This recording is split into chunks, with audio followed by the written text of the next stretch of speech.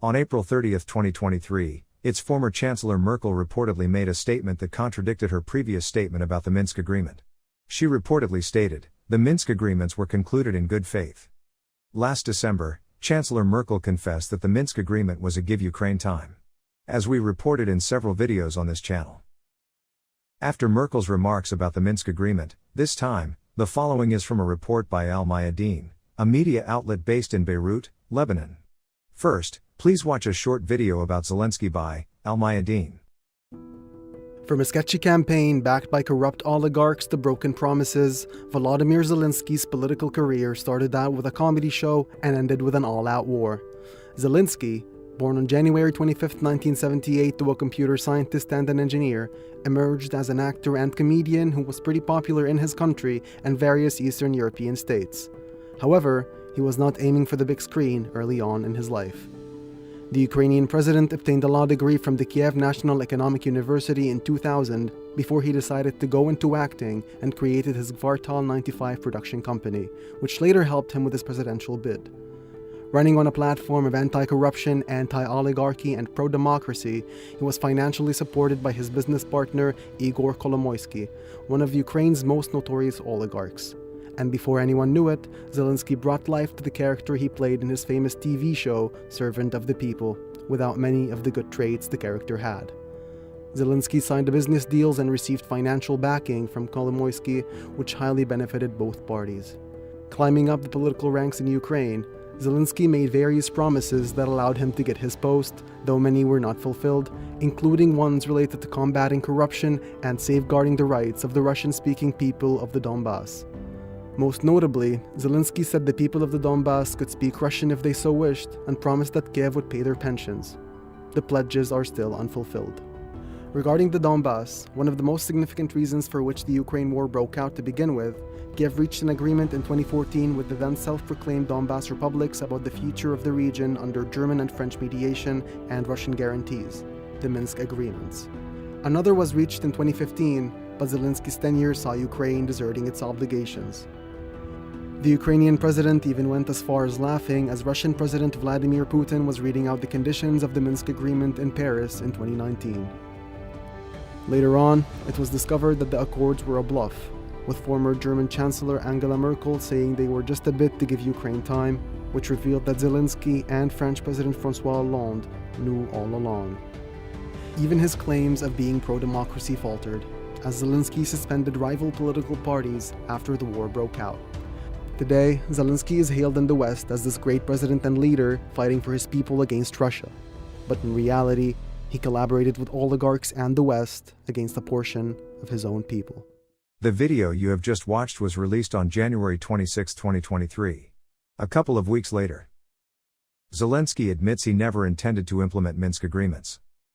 On February 9, 2023, in an interview with the German news magazine Der Spiegel, Zelensky admitted that he had no intention of implementing the Minsk agreements. This was widely reported around the world, but does not appear to have been picked up by the Japanese media. It was also the day Zelensky addressed the European Parliament, and told Moldovan President Maya Sandu that Russia was planning a coup in Moldova. Zelensky's admission means that everyone involved in the Minsk agreement, with the exception of Russian President Vladimir Putin, has admitted that it was an agreement they never intended to implement. There are those who take it as the Western media keeps telling them, and violently call Russia out for not abiding by the Minsk agreements and then invading them. Which is the lack of integrity. The fact that the media does not report or reports lies is truly frightening.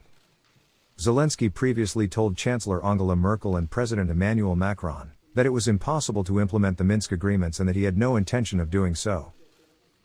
A few weeks before the outbreak of the war in Ukraine, Kremlin spokesman Dmitry Peskov stated, after the meeting between French President Emmanuel Macron and Ukrainian President Volodymyr Zelensky, Russia has not yet heard from Ukraine that it is ready to quickly start implementing the Minsk agreements, he said. From what was said at the press conference, after Macron and Zelensky meeting, there were positive signals that a solution in Ukraine could only be based on the implementation of the Minsk agreements, which is true, Peskov said. In other words, the Russian side was waiting for word from the Ukrainian side that it was ready to implement the Minsk agreements, even if it could not be expected. President Putin has also spoken again and again at every press conference before the invasion. I told Emmanuel Macron and Angela Merkel about the Minsk agreement. It will not be implemented as it stands. Zelensky said in an interview with Spiegel that was published. According to Zelensky, he said the same thing to Russian President Vladimir Putin at the first and last meeting with him in the Normandy format in 2019. Zelensky said Kiev used the agreement only for the exchange of prisoners of war. In an interview in early December 2022, Chancellor Merkel confessed that the Minsk agreements were concluded to give Ukraine time to consolidate itself. According to her, it was clear to everyone that the conflict had been put on hold, noting that the issue had not been settled, yet this was what gave Ukraine invaluable time. After the revelations of ex-German Chancellor Angela Merkel, ex-Ukrainian President Petro Poroshenko, and other politicians about the true goals of the Minsk agreements, it became obvious to everyone that Russia was not the source of the conflict in Ukraine, Russian Defense Minister Sergei Shoigu also said. The Minsk agreements are international agreements approved by the UN Security Council. Those who speak of democracy and rule of law justice in the West say that Russia is a barbaric and lawless terrorist state. As Zelensky says, are we really saying that this is democracy and rule of law justice? In an interview by Zeit on April 29, Merkel recalled that President Zelensky was very critical of the Minsk agreements and had said so since the election campaign.